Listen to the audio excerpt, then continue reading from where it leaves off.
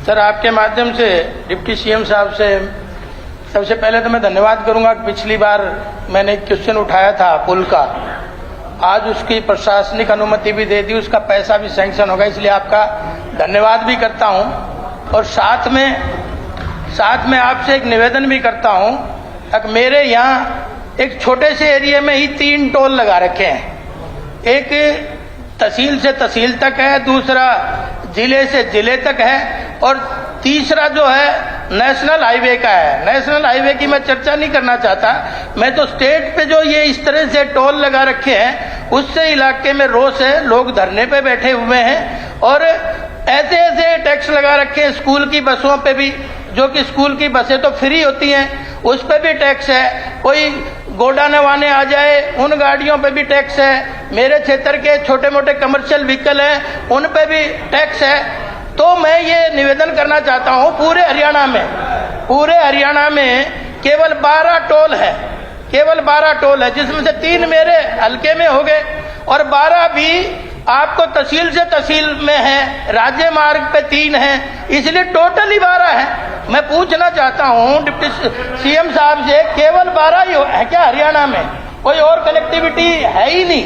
तो इस तरह का अन्याय मेरे साथ ना करें, क्योंकि लोगों में, जनता में रोष है। मैं तो आपके लिए कई बार ये भी कहता हूं कि गैरों पे करम, अपनों पे सितम, ए जाने वफा ये जुल्म ना कर, हम चाहने वाले हैं तेरे, इस कदर सताना ठीक ना कर।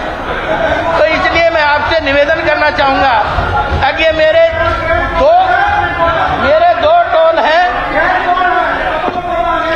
दो टोल हैं, या तो पूरे हरियाणा में सब लागू करें या मेरे भी इन दोनों टोलों को हटाने का काम करें। मेरा यही निवेदन आपसे।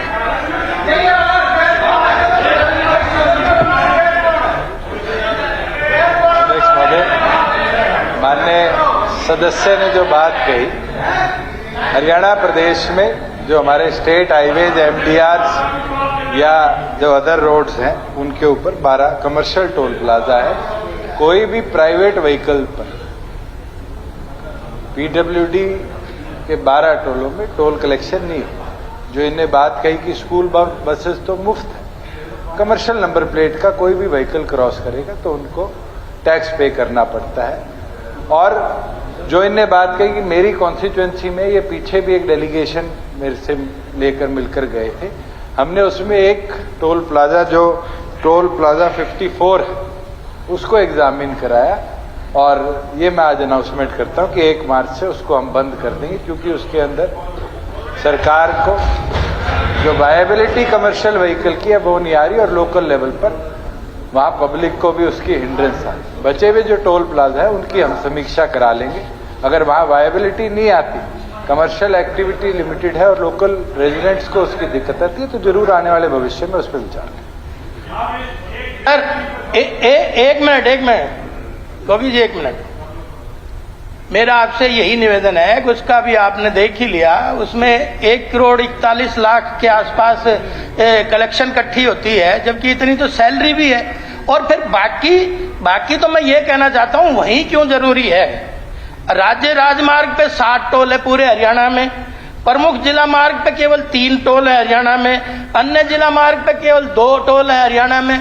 तो ऐसा मेरी विधानसभा में क्या ऐसी कमजोरी आ गई? लोग धरने पे बैठे हुए हैं। मैं डिप्टी सीएम साहब से कहना चाहूंगा, लोग मेरे कपड़े फाड़ रहे हैं, इसलिए आपसे मेरा निवेदन है, इसको भी 1 करोड़ क्या मायने रखता है? पूरा उसमें रोष है पूरी विधानसभा में। छोटी बसों की लाइनें लग जाती है पढ़ने वाले बच्चों की, 1,41 सारा टोल है। तो मेरा आपसे निवेदन है कि इसको भी हटाने का काम करें, या पूरे हरियाणा में सब रोडों पर लागू कर दे। मैं बताऊंगा कहां से डिस्ट्रिक्ट का कनेक्टिविटी है, कहां से स्टेट की स्टेट से कनेक्टिविटी है, कहां से तहसील की कनेक्टिविटी है, मैं सारी बता दूंगा, या तो सब पे लगा दो। लेकिन बहन जी, मेरे पे ही क्यों इतना अत्याचार हो रहा है? मैं तो ये निवेदन करना चाहता हूं, मैं तो उस रोड से निकल भी नहीं पा रहा। क्या सारे सब या सबकी जांच करा ले, किस पे कितना पैसा लगता है, एक बार लगा के देख ले। लक्ष्मण जी, उनको जवाब देना जरा प्लीज। अध्यक्ष महोदय, मैं अगले जो हमारी रिसेस के बाद की सीटिंग है, जो टीपी 53 की बात करें, जहां कलेक्शन जो है वो 1.5 करोड़ के लगभग है, उसकी भी एक रिव्यू कराकर उस पर सरकार निर्णय ले लेगी और टीपी 54 को 1 मार्च से हम बंद